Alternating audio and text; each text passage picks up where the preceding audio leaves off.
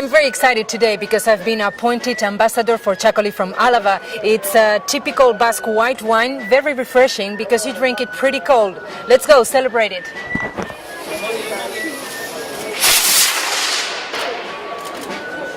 Vale,